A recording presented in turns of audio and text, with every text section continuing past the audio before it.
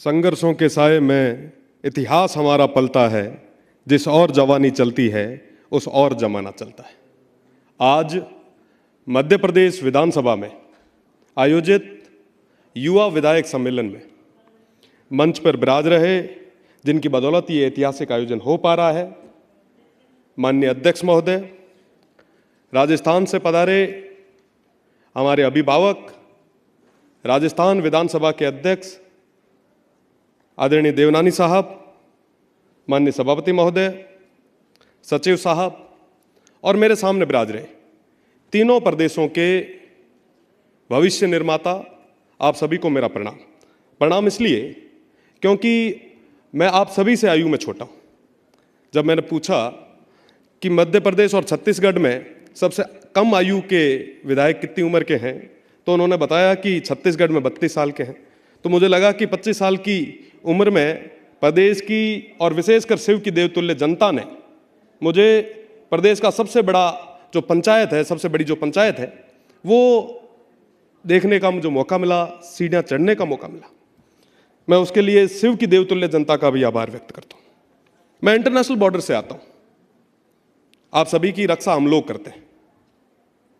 Operation सिंदूर के समय जहां से ड्रोन आए, वहां पे खुली छाती पाकिस्तान से दो हाथ करने के लिए जहां के लोग थे, मैं उस क्षेत्र से आता हूं।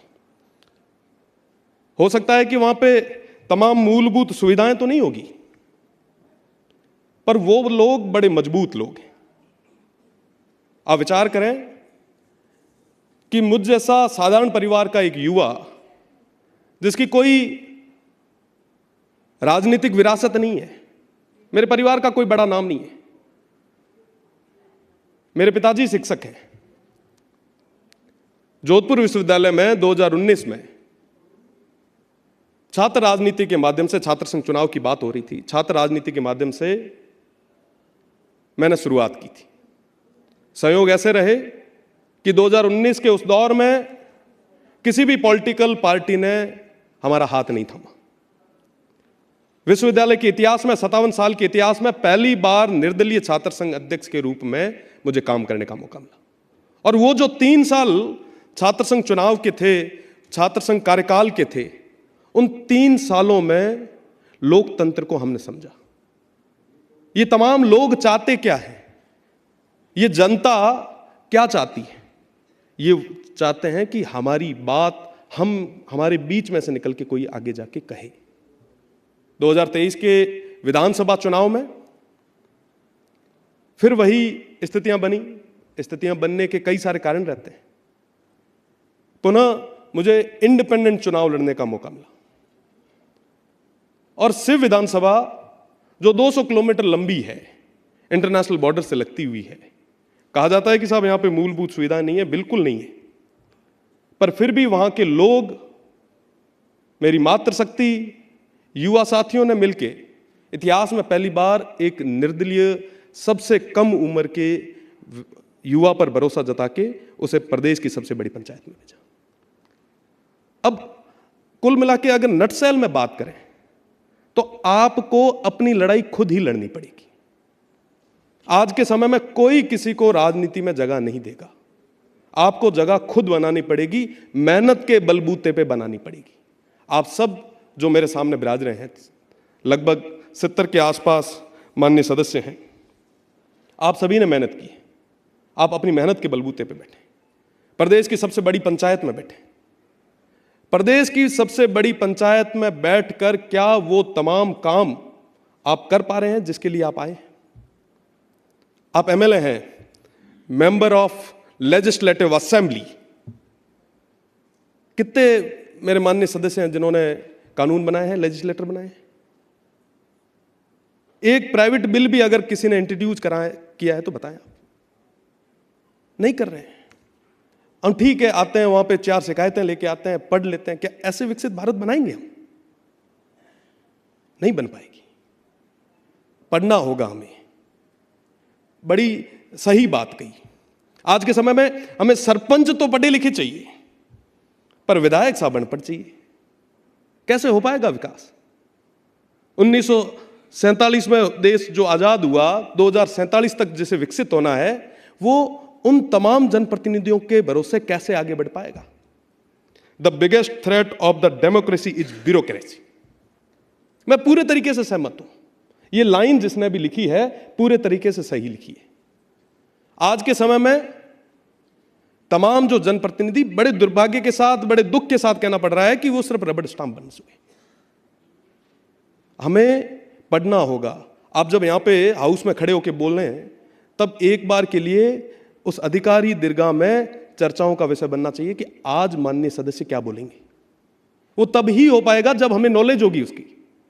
हम विकसित भारत की बात कर रहे थे, निश्चित रूप से बनना चाहिए। विकसित भारत किसके लिए? हमारे लिए, हमारी आने वाली पीढ़ियों के लिए।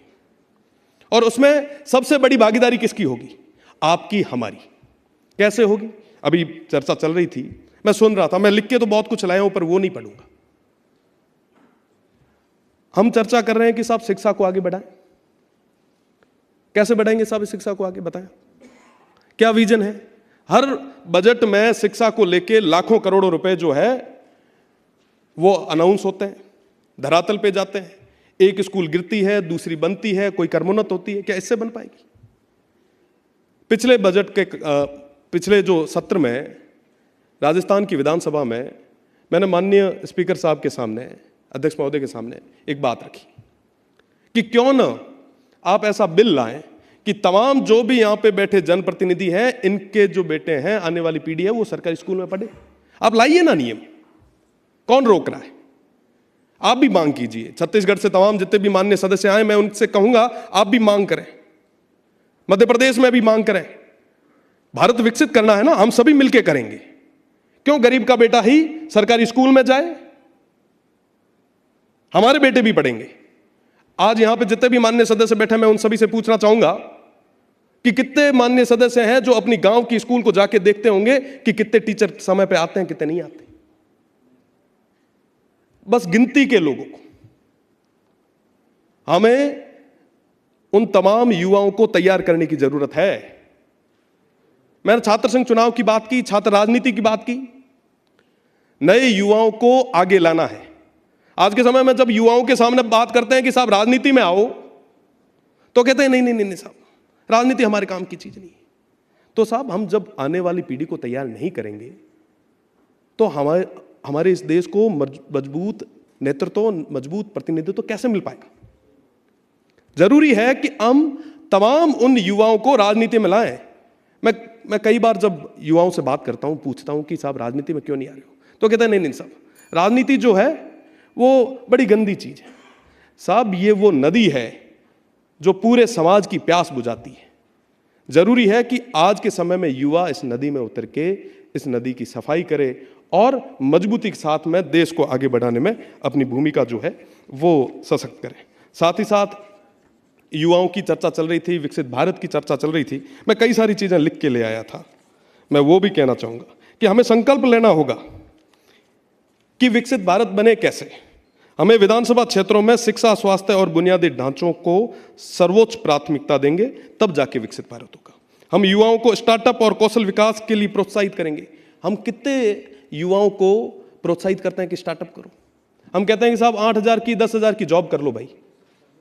कोई अगर स्टार्टअप लेके आता है तो कहते हैं कि साहब नहीं नहीं नहीं, ये कोई चलता है क्या? हमने कभी मोटिवेट किया उनको? ये प्रैक्टिकल चीजें हैं, इनकी तरफ हमें ध्यान देने की जरूरत है। अभी अरावली की चर्चा चल रही थी। मैं आपको बताना चाहूंगा, राजस्थान में खेजड़ी का मूवमेंट जो हमने शुरू किया, आज जन आंदोलन बन चुका है। पूरा राजस्थान एकजुट है। हमारे पर्यावरण और विकास के बीच में हमें संतुलन बनाने की जरूरत है। हम वंचित जनजाति और पिछड़े समुदाय की आवाज बने। क्या वाकई आज के समय में जो पीड़ित है, जो वंचित है, जो शोषित है, उनकी आवाज प्रदेश की सबसे बड़ी पंचायतों तक आ पा रही है? क्या आज पंक्ति में जो आखिरी व्यक्ति जो खड़ा है उसकी आवाज यहां तक आ पा रही है? कौन सुनेगा साहब? आज के समय में अमूमन कहा जाता है कि साहब जो माननीय सदस्य बन जाते हैं, एमएलए बन जाते हैं, उसके बाद में जनता के बीच नहीं आते। लोग कहते हैं अमूमन, मैं एक आखिरी कि साहब उनसे जुड़ाव कम हो जाता है। मेरा निवेदन है, मैं आप सभी से उम्र में छोटा हूं, मेरा निवेदन है कि आप जो दिनचर्या पहले करते थे आगे भी उसी तरीके से करें। हम यूनिवर्सिटी से निकले हैं, हमने चाय के ढाबों से राजनीति शुरू की थी, आज भी वहीं बैठते हैं। जिसकी बदौलत जिंदा है। मेरा निवेदन कि अपनी जड़ों को हम सब मजबूत रखें, आम जनता की बात करें, उनकी पीड़ा को समझें। देश को आगे बढ़ाने में हम सभी की एक जिम्मेदारी और एक हिस्सेदारी होनी चाहिए। उसके लिए निश्चित रूप से हम सभी को काम करने की जरूरत है। मैं पुनः माननीय स्पीकर साहब को बहुत बहुत धन्यवाद देना चाहूँगा, जिन्होंने हमें समय दिया, बुलाया, इतना लाड कोड दिनों। और राजस्थान रो हाँ तो आप सब इन्वाइट भी करा कि आप हमारे राजस्थान आओ, हमारे इंटरनेशनल बॉर्डर माथे आओ, बाड़मेर और जैसलमेर दौरा में था ना बता। हाँ, बहुत बहुत धन्यवाद। जय हिंद, जय भारत।